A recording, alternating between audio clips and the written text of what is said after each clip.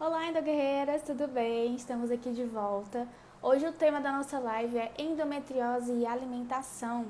Eu convidei o meu nutricionista para vir falar sobre esse tema aqui, que muitas mulheres tiveram dúvidas, né? Que eu estava postando a minha alimentação e tudo mais, e estava querendo tirar dúvidas, dizendo, mas isso pode, isso não pode. E aí eu conversei com ele topou fazer a live com a gente.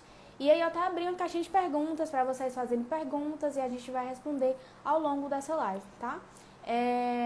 Vamos ter também outros assuntos, né? Vamos falar de SOP, de adenomiose, de outras coisas aí, candidíase. E aí vamos falar, bater um bate-papo bem legal.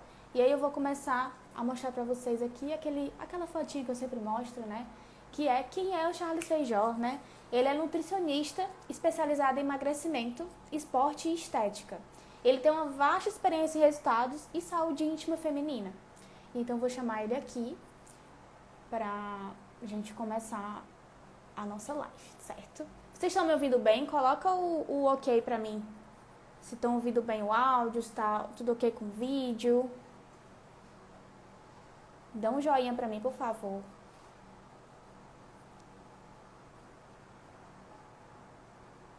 Tá tudo ok, né? Pronto, eu vou chamar ele.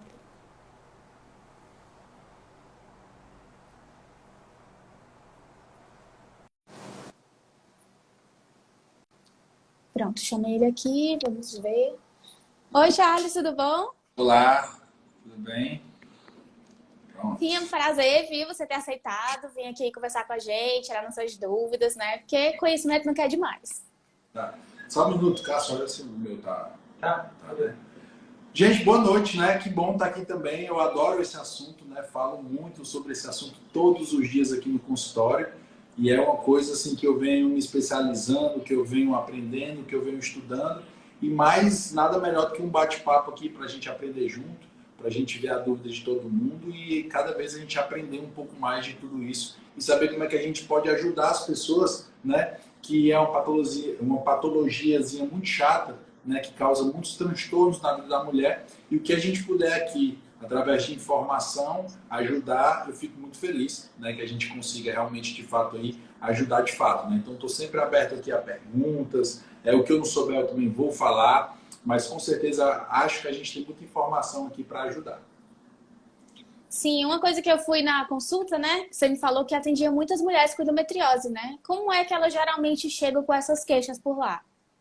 Olha, geralmente isso vem porque a minha primeira pergunta no consultório é se a mulher toma ou não toma anticoncepcional. E aí vem quando a pessoa toma anticoncepcional, geralmente vem a queixa, né, o motivo se é endometriose. E também é uma coisa que a gente vai tocar no assunto aqui, que é o anticoncepcional também, que a gente vai falar bastante aqui sobre isso também. Então, quando eu falo de endometriose, já vem todas aquelas queixas, né, das dores, daquela insegurança, daquela incerteza, né, achar que é algo sem cura, achar que é algo que vai sempre acompanhar a mulher, que atrapalha a relação sexual, que atrapalha o dia a dia dela e que isso causa alguns transtornos na vida dela, que a gente vai ponto a ponto tentando pontuar e ver como é que a gente pode melhorar. Então, Charles, como é que você acha que a alimentação ela pode ajudar nos sintomas da endometriose? Porque, assim, cura a gente sabe que não tem ainda, né? Ainda. Mas a gente pode tratar os sintomas, né? Até em muitas mulheres que fazem uma alimentação saudável, fazem exercícios físicos e têm uma qualidade de vida muito boa, inclusive até sem dores, né? Até se dizem curadas em relação a isso. O que que a alimentação influencia na questão da endometriose, no alívio das dores? Vamos lá. É bem interessante, quando a gente vai falar sobre alimentação, a gente falar um dos pilares da endometriose, né? Dos pilares da endometriose e de várias outras patologias íntimas femininas, como SOP, como você falou aí, você vinha falando, como SOP, como candidíase, como algumas outras patologias. A gente não pode falar de endometriose sem falar no tema inflamação, né? Muitas pessoas vêm falando, escutam falando inflamação, inflamação, inflamação, e às vezes acabam sem entender que inflamação é essa, né? O porquê o que acontece, né, para a gente ter essas inflamações. Então a gente vai falar um pouquinho dessa inflamação sistêmica, que daí eu vou explicar o motivo e como é que a alimentação pode melhorar a endometriose. A gente sabe que endometriose é uma doença inflamatória. E o que é inflamação, gente? Eu vou explicar uma coisa para vocês aqui. Às vezes a gente escuta muito falar sobre radicais livres, né? A gente escuta muito, mas se a gente parar para dizer assim, se eu te perguntar o que é radical livre, a pessoa talvez não entenda. E eu vou tentar explicar de uma forma fácil o que seria radical livre, que vou explicar o que é processo antioxidante para a gente chegar na inflamação. Vamos lá. Toda vez que a gente se expõe, né, à poluição, toda vez que a gente se expõe a agrotóxicos provindo da alimentação e toda vez que a gente escolhe as alimentações erradas, né, principalmente as alimentações, quais são os ingredientes mais inflamatórios que a gente tem aí no mercado? Vou citar 3 principais, né?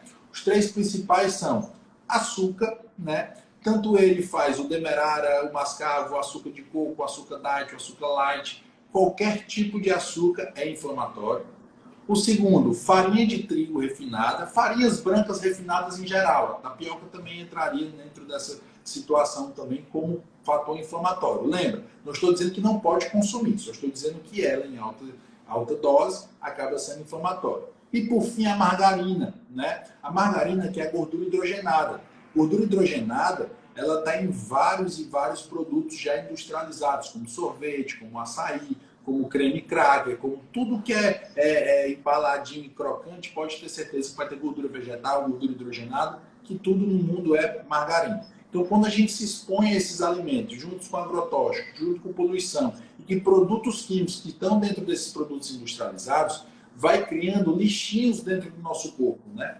O nosso corpo vai criando esses lixinhos, e esses lixinhos são os radicais livres. Que eles acumulados, eles causam esse processo inflamatório na gente, né? Então, o processo inflamatório é um acúmulo de lixinhos que a gente tem dentro do nosso corpo, tá certo? E como é que a gente faz para melhorar e para amenizar essa situação? A gente precisa de estratégias antioxidantes, porque antioxidantes são estratégias na qual moléculas vão lá se interagir para que se suicidem junto com os radicais livres, né? Que saiam junto com os radicais livres. Elas, nesse sentido. Então, são vassourinhas. Os processos antioxidantes são vassourinhas que limpam aí o nosso corpo, que tiram esses radicais livres aí, que neutralizam esses radicais livres. Então, uma alimentação anti-inflamatória é uma alimentação rica em processos antioxidantes. E quais são esses processos antioxidantes? Ah, Charles, isso é caro? Isso não, gente, é muito simples. Processo antioxidante, vamos lá, chá, né? Qualquer tipo de chá tem uma riqueza de fitoquímicos e eles são antioxidantes. Muitos nutrientes são antioxidantes. A gente tem aí frutas, verduras, né? O limão, por exemplo, é uma estratégia extremamente antioxidante. Tem lá o shot de manhã que a gente faz água, limão, cúrcuma, gengibre, pimenta, canela, né? Várias dessas possibilidades. Tudo isso tem propriedades antioxidantes que vai ajudar na gente. E outras suplementações também, como coenzima Q10, cúrcuma, resveratrol, né? A N-acetilcisteína, que é antioxidante, que é a precursora, né, da glutationa, que é o nosso antioxidante mais presente no nosso corpo, enfim. Então, os radicais livres são esses lixinhos aí que a gente precisa eliminar através das vassourinhas, que são os processos antioxidantes, tá? Então, inflamação é isso. Inflamação é quando a gente desequilibra esse eixo e a gente deixa os radicais livres em excesso e aí a gente fica inflamado, tá? E a inflamação é multifatorial e acaba ocasionando uma série de problemas, principalmente doenças inflamatórias, né, que é o caso da endometriose. Lembra, não é a causa, tá? A causa da endometriose não é por inflamação. A pessoa nasce, né, com essa predisposição, com a endometriose, né, que é uma inflamação do endométrio, que é a parede uterina, e ela nasce com isso, e a inflamação ela piora o caso da endometriose. Então, no momento que a gente trabalha uma alimentação anti-inflamatória, a gente vai estar tratando e evitando a inflamação e neutralizando todas as dores e todos os processos ruins da endometriose aí que pode nos ocasionar, né? Já já a gente vai entrando mais no assunto da alimentação. Eu vou selecionar aqui algumas perguntas. Tá. Deixa eu ver aqui. Essa aqui é interessante.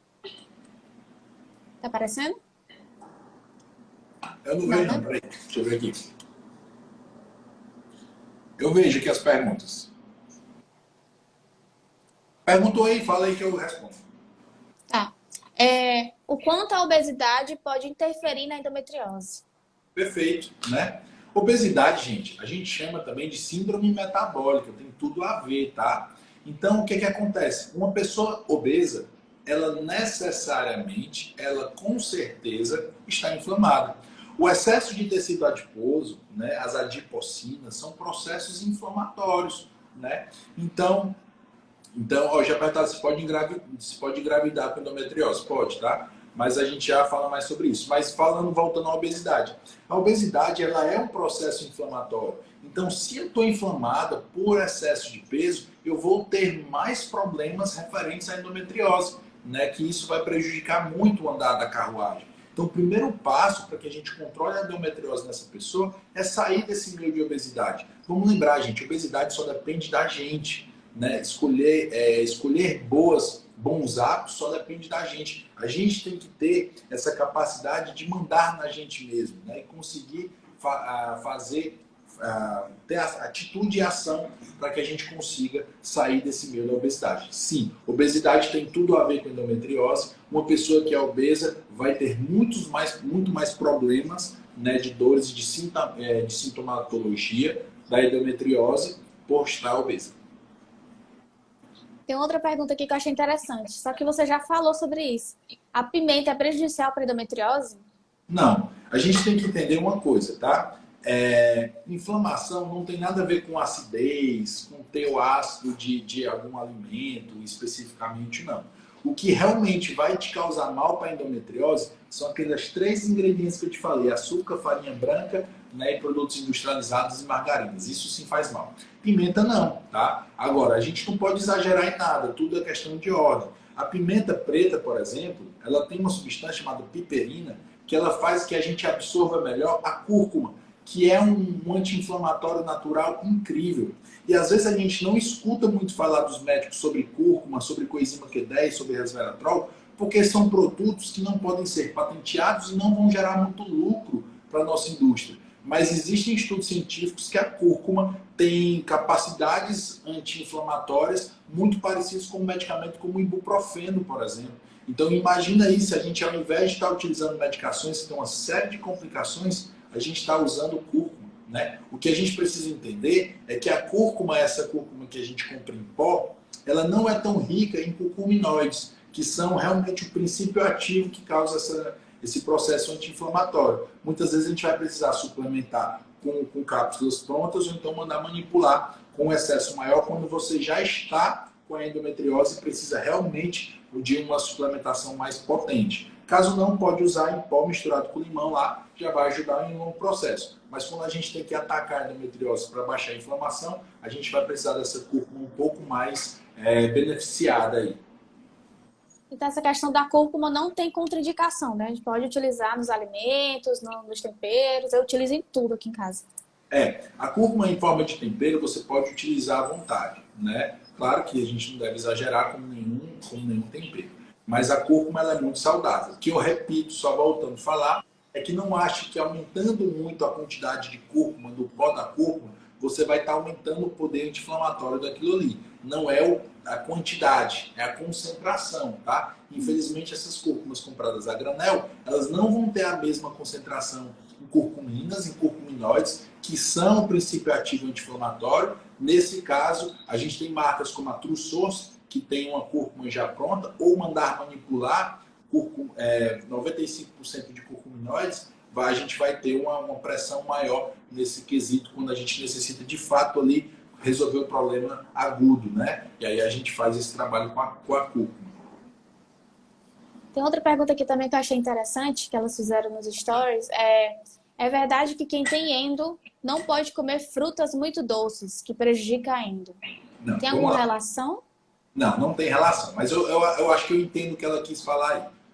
Existe uma correlação, principalmente quando a gente está falando de SOP também. SOP, gente, para quem não sabe, é síndrome do ovário policístico. Tá? Também é uma patologia androgênica que mexe nos hormônios femininos e causa alguns efeitos colaterais, como o nascimento de pelos, crescimento da região abdominal, né? E uma série de outras dificuldades de menstruar, tem um ciclo menstrual totalmente desequilibrado, tá? Causa alguns problemas também a SOP. E tem uma correlação com o índice glicêmico dos alimentos. O que é isso? A velocidade com que esse alimento se transforma em açúcar no nosso corpo. Então, alimentos muito refinados, como açúcar, farinha branca, prejudicam muito a endometriose, mas a SOP também. Então, frutas muito doces, consumidas em formas erradas, podem atrapalhar. Mas, gente, fruta é natural, fruta é bom. A única coisa que a gente tem que ter cuidado é que a gente deve consumir a fruta como um todo. Por exemplo, a laranja, a gente precisa consumir a laranja com o bagaço, com os gominhos, com tudo que ela tem. Porque ali eu vou ter a frutose, que é o açúcar da laranja, mas eu vou ter todas as fibras que vão equilibrar tudo isso. Quando eu escolho tomar só o suco da laranja, eu estou fazendo uma atitude talvez errada para quando eu estou querendo controlar isso aí. Porque quando eu isolo o suco da laranja, eu isolo muito a frutose. E a frutose, ela é um monossacarídeo, ela já é absorvida diretamente. Para comparar com o açúcar, que é a sacarose, que são duas moléculas, meu corpo ainda teria que quebrar o açúcar. A frutose entra direto. Então a gente também não pode exagerar na frutose. Então cuidado com os sucos de frutas, de frutas doces, como laranja, uva, suco de uva integral, suco de laranja, não são as melhores opções. A gente deve optar por frutas que têm um índice glicêmico menor, como limão, maracujá, morango, kiwi. Essas frutas acabam sendo melhor até para fazer sucos, tá? Então tem que ter esse cuidadozinho. Mas fruta não atrapalha a endometriose, sendo consumida de forma correta, tá? Ótimo. Carne vermelha faz mal? Olha, carne vermelha não é que faça mal, mas a carne vermelha, quando ela chega a um excesso, ela tem um fator inflamatório nela, tá? Então o que é que a gente tem que ter cuidado? Também na cocção. Quando a gente faz a carne, que cria aquela crostazinha preta na carne, aquilo ali é inflamatório.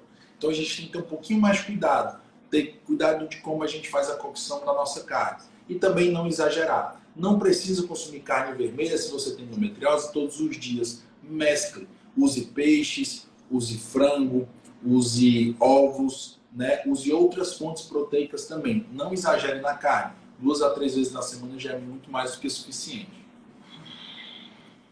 Teve outra aqui, é recente essa.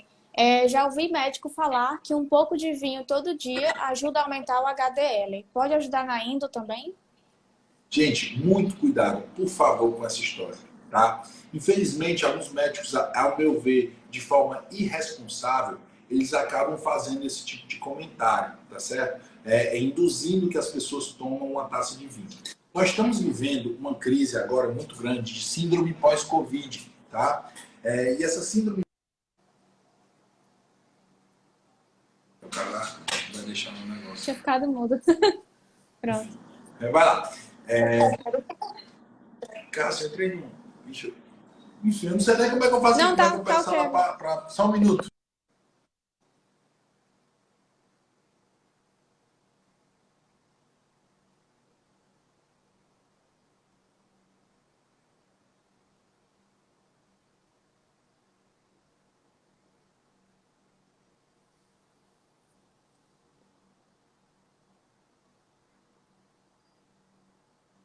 Deu certo?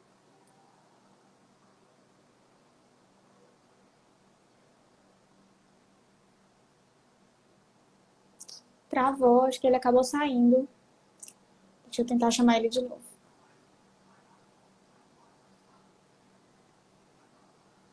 Convidei.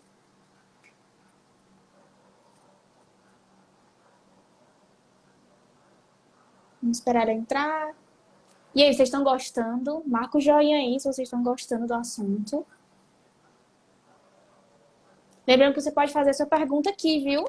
Tem a opção de fazer pergunta aqui. Desculpa. Vamos voltar aqui. Pronto. Vamos lá, gente. Então é o seguinte. A gente está vivendo agora, eu vou recapitular o que a gente estava falando a respeito do vinho, tá?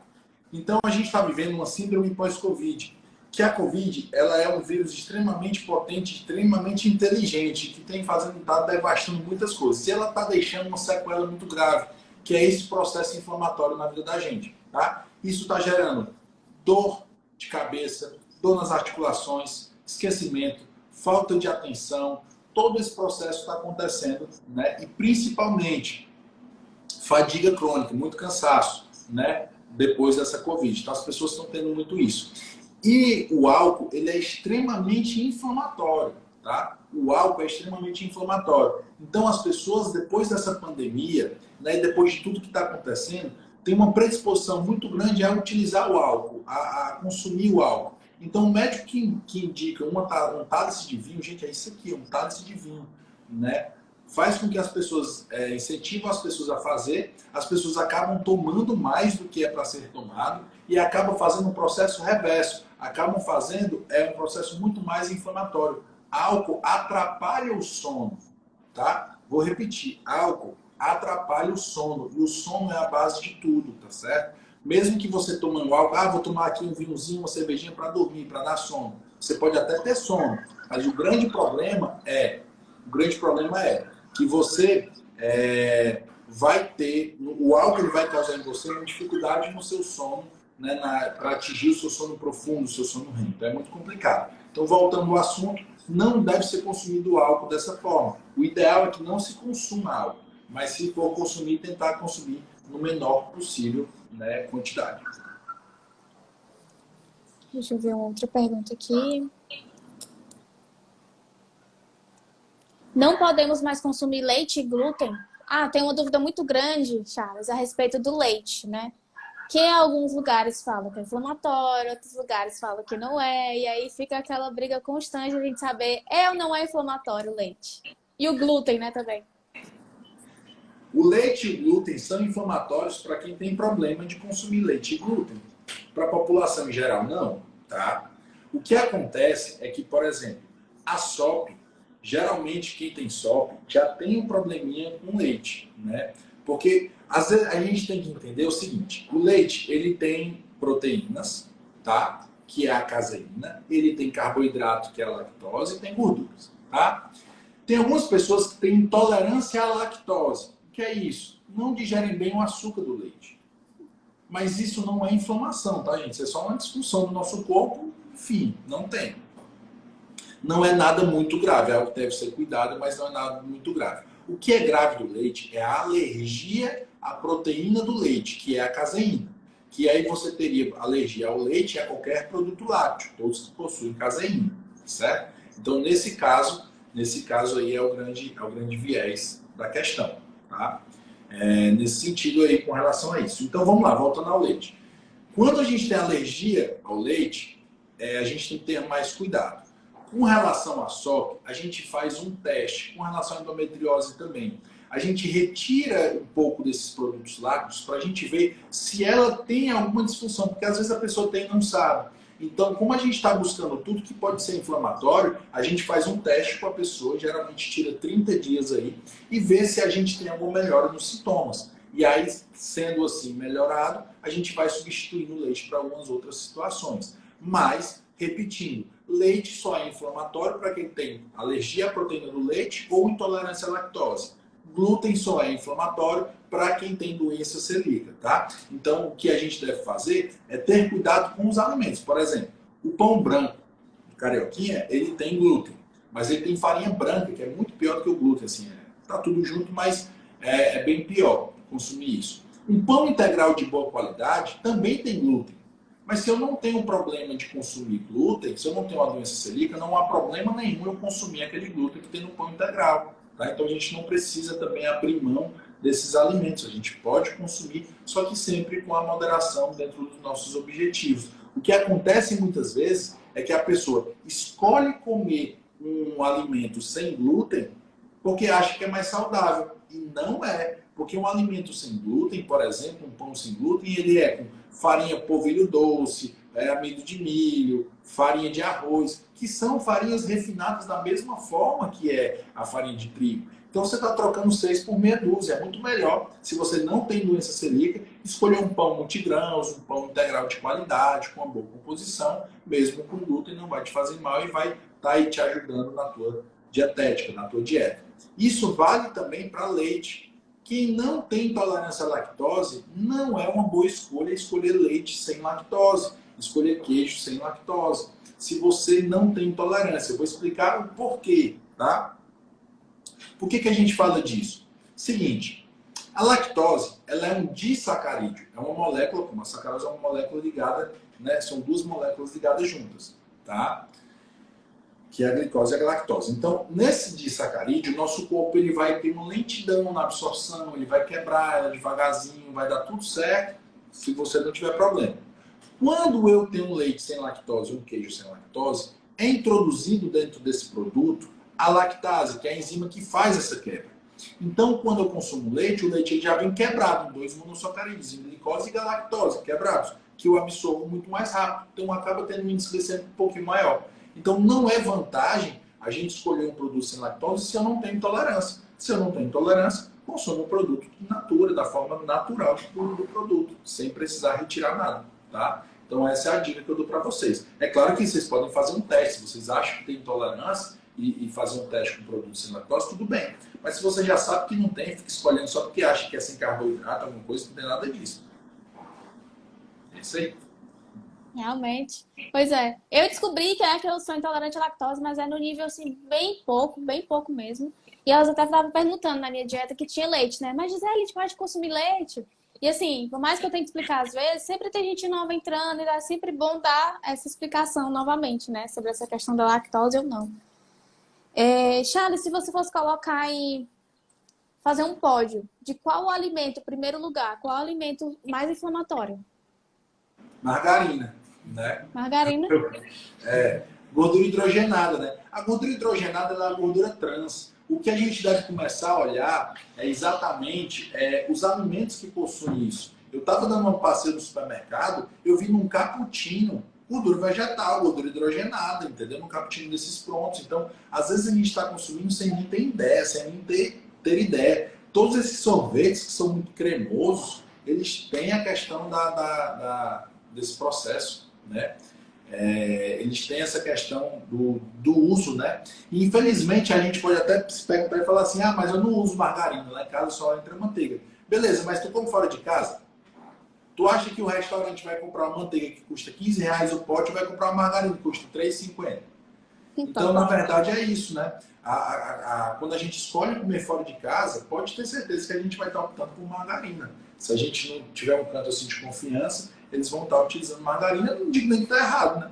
A margarina, só para vocês terem ideia, gente, se a gente abrir margarina e deixar assim ao relento, nenhuma mosca vai pousar em cima, nenhuma formiga vai comer, tá? Não é porque ela é perfeita, não. É porque, infelizmente, não é alimento aquilo ali. A natureza não entende aquilo como alimento. Na Europa não entra margarina, não tem margarina, não existe. Nos Estados Unidos não existe margarina, tá certo? Isso é uma coisa do Brasil, né? E ela foi iniciada, era proveniente do leite, mudou e virou essa, que é uma transificação de uma gordura vegetal, né? Ela era cis, vai para trans e ela fica sólida. Então esse processo aí é bem complicado, né? Então, de alimento inflamatório eu considero margarina. Eu não vou colocar o leite como top de inflamatório, porque não é inflamatório para todo mundo. Tá? O leite por si só não é inflamatório. O que é inflamatório é para algumas pessoas que têm intolerância à lactose, para algumas pessoas que têm a doença, que a gente chama de alergia à proteína do leite, sim, esse leite não vai ser uma boa opção. Mas, para o âmbito geral, a gente só tem que ter controle, né? A quantidade. Porque a gente tem muitos produtos que já são derivados do leite. Então, já tomar mais o leite, mais os produtos derivados do leite, mais tudo, não há necessidade, talvez. Então, a gente não deve exagerar. Mas não é inflamatório, não. Na consulta, né, que eu fiz contigo, você falou muito também sobre a questão dos embutidos, né? Pode falar um pouquinho mais pra gente? É muito importante. Os embutidos, sim, já são inflamatórios, mas é porque eles entram naquela cadeia de alimentos muito industrializados, né? Todos aqueles produtos químicos. Quando a gente vai pegar um alimento que a gente começa a ler monóxido de carbono, monóxido de sódio, não sei o que de não sei o que, e tem uma lista muito grande de ingredientes, pode desconfiar que o alimento ali não é nada saudável. E foi feito um estudo, eu não vou saber qual foi o estudo que foi feito, mas foi para uma sociedade dessas que estuda câncer, tá? E eles estão tentando, né, fazer com que os pacotinhos que vendem salsicha, peito de peru, salame, todos esses embutidos, tenham aquela foto que tem atrás do cigarro, né? Esse produto causa câncer. Porque o que é que foi estudado? Que o poder carcinogênico, o poder de produção de câncer de um embutido chega a ser igual ao de um fumante, ao de quem utiliza cigarro, entendeu? E isso é uma realidade. E às vezes a gente está aqui, ó, comendo um cachorro quente cheio de salsicha e olhando para o cara fumando ali, tá dizendo, ó, o cara doido ali, ó, tá ali fumando e tudo. E nem se percebe que está fazendo algo tão ruim quanto o cigarro. tá certo? Então a gente tem que ter muito cuidado com isso. Então, voltando, na maioria das vezes, quando a gente vai olhar, por exemplo, blanquê de peru, a maioria deles nem peru tem. Você vai lá nos ingredientes, é proteína de soja, né? E um monte de produto químico, um monte de sal, um monte de corante, porque ele não tem aquela cor. Peru não é rosa, né? Se a gente pegar um peru e for comer, ele não é rosa, não. Então, peito de peru não é saudável. As pessoas, não, mas um peitozinho de peru com ricota. Não, deixa só a ricota, tira o peito de peru. Mas um blanquê, um salame, uma salsicha, uma mortadela, não são saudáveis. Eu sei que eles são práticos, mas tudo que é prático a gente deve desconfiar. Infelizmente, essa praticidade aí está levando muita gente à doença. Então, a gente deve evitar ao máximo o consumo de embutidos se a gente quer realmente ter saúde e uma alimentação anti-inflamatória. Sim. E sobre café, Charles?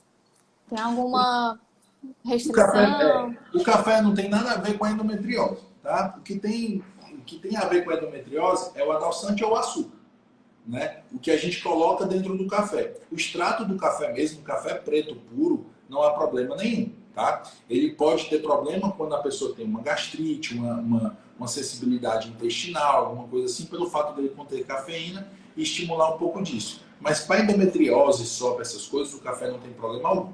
O grande problema é o açúcar ou o adoçante que eu coloco, tá certo? O que a gente precisa ter essa ideia? Charles, mas o adoçante não é melhor do que o açúcar? Para caloria, sim. Ele é menos calórico do que o açúcar. Mas a grande vastidão de adoçantes que a gente tem são artificiais. Né? Sacarina, que é aquele zero cal, né? O aspartame, que é o que tem na Coca Zero, que é extremamente cancerígeno também. A gente tem a sucralose, que é artificial. Né? E temos os naturais, que é a estévia, o xilitol e o eritritol, que no caso seriam os menos piores. Né? O grande problema disso é, se a gente quer fazer uma transformação no nosso corpo, se a gente quer fazer uma transformação nos nossos hábitos, a gente tem que habituar o nosso paladar ao sabor mais amargo. E a gente tem que tirar essa percepção doce o tempo todo. Então, o tempo todo, o nosso corpo sentindo doce, doce, doce, doce, você nunca vai conseguir. Você até no café consegue tomar com adoçante. Mas quando for de tarde, que você vê um bolo passando, você vai, eu quero uma coisa doce. Aí vai acabar consumindo. Né? Porque, na verdade, quando a gente ingere um alimento com adoçante, a gente está ingerindo o doce sem caloria. E o teu corpo vai pedir o doce com caloria. Então, muito cuidado. E um exemplo bem interessante para eu dar para vocês, como dá para tomar café sem açúcar, é o seguinte. Vinho é doce, vinho é amargo. Cerveja é amargo. E a gente não coloca nem adoçante nem açúcar no vinho, não coloca adoçante nem açúcar na cerveja, né? A gente tenta gostar daquele alimento até se acostumar. No começo é ruim, depois se acostuma e vai. É a mesma coisa do café, tem que se acostumar, né? E eu só digo uma coisa para vocês, quando a gente se acostuma, a gente consegue ver o prazer, ver uma moagem diferente do café, ver um tipo de grão diferente, a gente consegue sentir essa diferença e é bem prazeroso.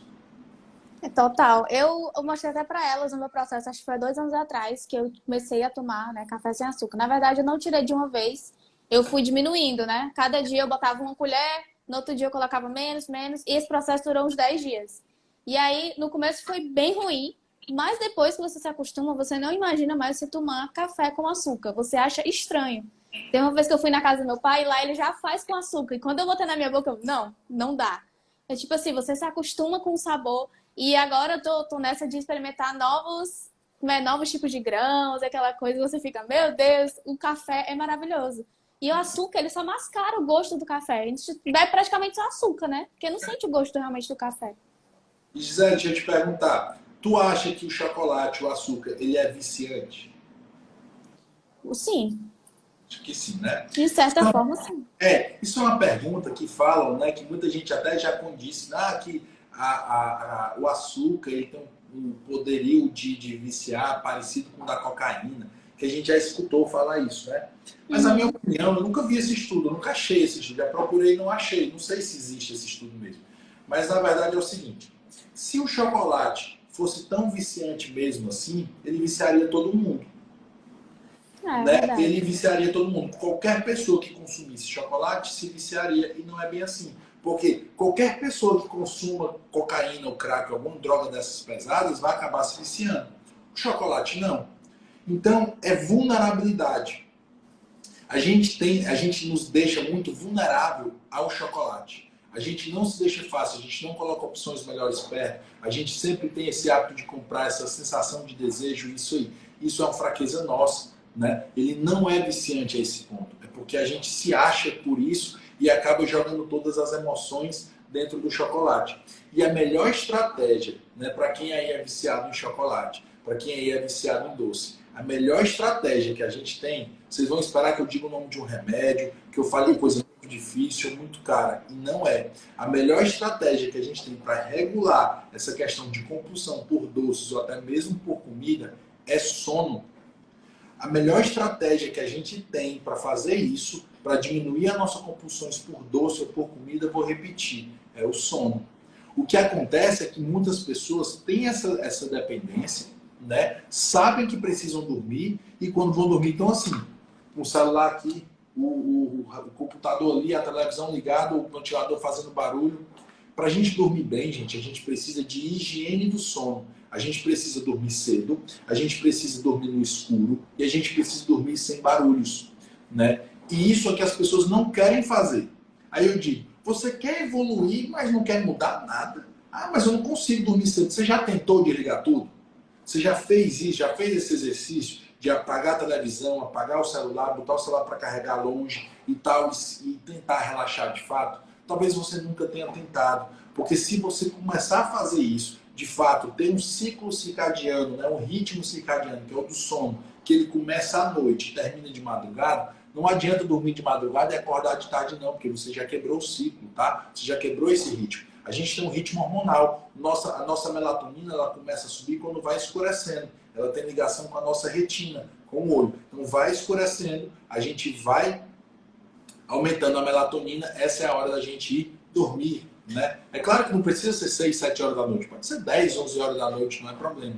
E aí chega uma hora nesse sono que a gente vai atingir o sono REM.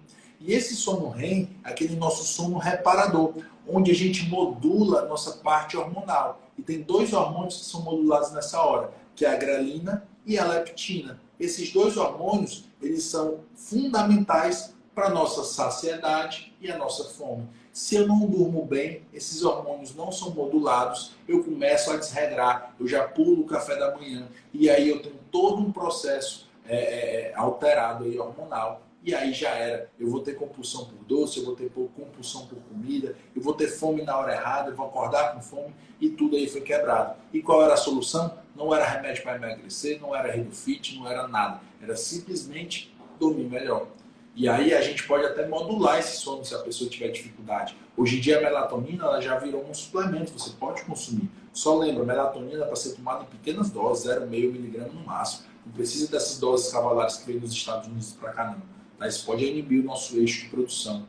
Né? Então a gente pode modular o nosso sono. O magnésio é fantástico para ajudar no relaxamento muscular, um ótimo suplemento, o inositol também.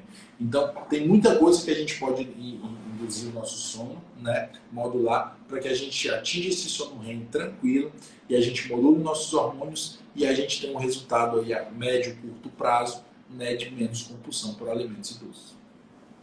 Só para complementar, é interessante essa questão, não sabia, na questão de sono. A gente sabe que é importante, mas é realmente adaptar a rotina, né, a dormir nesse novo horário, né? Tô tentando aqui em casa junto com o Erickson, mas vai dar certo. Queria só complementar a questão do café, né?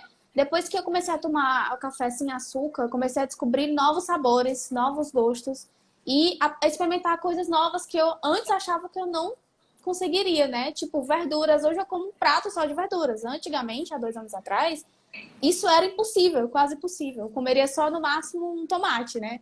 E assim, a gente vai descobrindo novas formas de saborear os alimentos como eles realmente são. Né? Quando eu faço suco de maracujá, eu não coloco mais açúcar. Então, assim, é uma coisa que começa com o café, tirando o açúcar do café. Mas ele vai tendo melhoras a longo prazo, porque você vai acostumando justamente seu paladar ao amargo, que é praticamente o sabor natural, né, dos alimentos. Com certeza. Né? O amargo, o azedo, você vai se habituando com isso e vai tendo prazer em sentir isso. E vai vendo que a gente não necessita tanto desse salgado demais, desse doce demais, e que é exagero. Isso fica a dica, né, para os pais, né, para quem é pai e quem é mãe que está assistindo a gente aqui, que vocês estão criando o caráter alimentar dos seus filhos agora. Então, dispensazinha de criança cheia de guloseimas, isso é o pior, como eu posso dizer, é a pior herança que vocês estão deixando para o filho de vocês. Porque não existe gene de obesidade, não. O pai é gordo e o filho é gordo porque o pai é gordo, não. O filho ele é gordo porque ele copiou os hábitos do pai. Então, se a gente consegue ter hábitos saudáveis dentro de casa, se a gente envolve nossos filhos nisso e evita que eles tenham em casa esses alimentos açucarados, a gente vai estar ajudando muito a saúde dos nossos filhos. Né? E não está só pensando em futuramente comprar remédio caro para isso, para aquilo outro. Então, a gente tem que ter todo esse cuidado. E quando a gente tem essas ações, essas mudanças de hábito, já é um fato a mais, que acabei de atender paciente aqui que tomava 16 tipos de remédio diferentes e desses 16, 8 eram para a vida toda, né? Então, quando a gente vê um caso como esse, se a gente se antecipar agora, a gente não entra nesse, eu acho assim, nessas garras da indústria farmacêutica. Porque a indústria farmacêutica ela não faz remédio para curar, ela faz remédio para que você tome a vida toda e fique dando dinheiro para ela a vida toda. Então a gente tem que ter muito cuidado para que a gente não precise entrar nisso. Então por isso que às vezes a gente fala muito de uma boa alimentação, de suplementação, né, de muitos nutrientes. A gente pode falar aqui também de nutrientes que ajudam nesse processo, né, para que realmente a gente não precise consumir remédios lá depois. Acho que eu vou selecionar essa última pergunta aqui, que você tem compromisso, né, que eu tô sabendo. Quais alimentos não fazem mal para a endometriose? Se você fosse listar, né? Vamos botar uns 5 alimentos. Quais alimentos eu devo consumir que vai melhorar? Olha, eu vou fazer mais, né? Eu vou fazer aqui um esboço de um cardápio anti-inflamatório, né? Que depois a gente deixa a live salva. E a pessoa pode pegar um esboço de um cardápio anti-inflamatório. O que seria um cardápio anti-inflamatório? Vamos lá, né? Eu até faço aqui em consultório, você até sabe, você recebeu o seu, eu faço um planejamento detox aí de 5 dias antes de começar a dieta, para a gente ajudar. Porque o que é o detox na verdade? Gente, detox não existe nenhum alimento específico que vá limpar o nosso fígado. O que a gente precisa fazer é que quem é o verdadeiro detoxificante do nosso corpo é o fígado, é o rim, são os nossos órgãos. Então a gente tem que fazer que eles trabalhem com intensidade, com eficiência. Para isso a gente precisa não sobrecarregar. Quais são os alimentos legais? Então eu deveria acordar, eu posso fazer um shot, água, limão, extrato de própolis, vinagre de maçã. Para que serve esses shots, gente? O limão, o vinagre de maçã, quando eles entram no nosso corpo, eles estimulam secreções alcalinas no nosso intestino. Eles fazem uma alcalinização. Isso melhora a nossa microbiota, nosso microbioma intestinal. Isso vai trazer grandes benefícios para a gente. Ele é antioxidante, tem vitamina C, tem uma série de benefícios, não causa mal nenhum. Não emagrece também, mas ajuda em todo o processo, tá? Então a gente já faz lá um shotzinho de manhã, água, limão, vinagre de maçã, ou água, limão, extrato de própolis, água, limão e N-acetilcisteína, ou cúrcuma, ou alguma coisa nesse sentido aí. Na nossa primeira refeição, a gente pode fazer um suco verde, né? Usar couve e manteiga, que, gente, existem minerais como o magnésio e a vitamina E, que elas só estão presentes nessas folhas verdes escuras, na couve e manteiga, na rúcula, no brócolis, entendeu? Então fica muito difícil a gente consumir isso. Dica que eu dou para vocês, quem não consome esses alimentos, como vegetais de folhas vermelhas e algumas oleaginosas, como castanha do Pará, castanha do caju, consumam sementes, tá? Semente de abóbora, semente de girassol e semente de gergelim. São sementes extremamente nutritivas. E a de abóbora, ela é verde. Se você ver lá ela abertinha na casca, ela é verde e ela tem magnésio e vitamina E, tá? Então a gente pode consumir disso. Então vamos lá. Então de manhã a gente faz um sucão verde lá. A base é a couve, né? A couve e manteiga. A gente faz, aí a gente pode colocar limão, a gente pode colocar maçã, a gente pode fazer um suco verde lá. Tem receitas aí de suco verde para vocês aí no Google, aí, do jeito que vocês quiserem. E aí eu posso comer ovos, tá? Ovos cozidos, se eu quiser ainda ser mais limpo ainda nesse processo antioxidante, mas pode ser mexido também, boto lá um pincelzinho de azeite de manteiga e faço ovos, né? Ovos com suco verde são alimentos incríveis aí para o processo de endometriose. No meio da manhã, frutas, eu posso comer frutas, eu posso tomar chá é antioxidante. De manhã eu posso tomar chás mais diuréticos, como chá verde, como chá de cavalinha, como chá de hibisco, como chá de carqueja, né? São chás importantes e mais indicados para tomar nesse horário aí da manhã. Um lanche, não vou comer fruta com chá, nesse sentido, mais detox, tá, gente? Não estou dizendo que isso é uma dieta convencional no dia a dia. Essa é uma dieta prévia. Na hora do almoço, olha o que é que eu posso comer. Arroz, feijão, salada e proteína. Isso é comida de verdade, isso não vai atrapalhar em nada a detox. Ou não vai atrapalhar em nada a endometriose, a SOP, nada. São produtos que vêm da natureza direto para a nossa casa. Se eu escolher para um arroz negro, um arroz integral, acaba sendo melhor ainda. Né? Vario lá a salada com um frango, um peixe, tá tudo certo, tá? Não é problema nenhum. Já o macarrão é um produto industrializado. Nesse processo de detox ele já não entra, né? Porque ele é feito à base de farinha. Mas o arroz integral, mais o feijão, tá tudo certo. Um lanche aí, a gente pode fazer de novo frutas oleaginosas, castanhas, chás, entendeu? A gente pode utilizar novamente. Um jantar, posso fazer uma sopa, só que eu preciso retirar da sopa porque é industrializado. Eu tenho que tirar o sazon, eu tenho que tirar o caldo quinó, né? Eu tenho que tirar um pouco disso. Vou fazer uma sopinha de carne moída com legumes, com abóbora, com cenoura, com batata e tal. Eu posso fazer um omelete, posso fazer um espetinho de frango.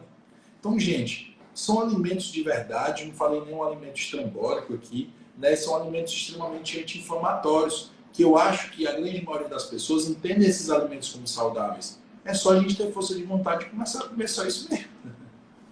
E mais ou menos isso. Gente, só lembrando, essa estratégia que eu falei agora, esse esboço de um cardápio é uma dieta específica, tá? É uma dieta detox. Então, tipo assim, lanches, só chá e frutas, é específico para esse momento. Mas às vezes a gente sabe que em alguns casos é necessário que a gente fracione mais proteínas ao longo do dia. E a gente faz os lanches diferentes, tá? Mas para esse fato detox, para a gente passar poucos dias, esse cardápio é bem interessante. Estão perguntando aí, duas pessoas perguntaram se arroz branco pode. Algum falou aqui sobre açúcar, não tem açúcar. Tá, porque o arroz, ela deve estar dizendo que o arroz branco vira açúcar no nosso sangue. Sim, o carboidrato simples é o arroz branco, né? Mas a gente tem que lembrar uma coisa, o arroz branco, ele é um cereal natural, tá? Ele passa por um processo de refino, ele perde um pouco as propriedades e as suas fibras, e acaba ficando um carboidrato mais simples. Se ele tiver dentro de uma conjuntura com o feijão, com a salada e com a proteína, não tem problema nenhum.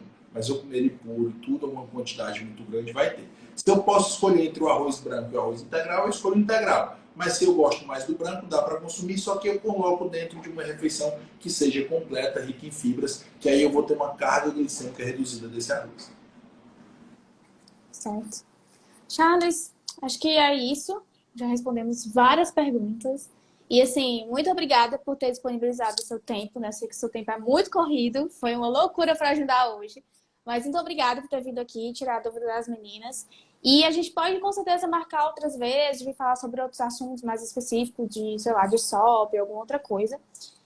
E... Deixa eu ver aqui.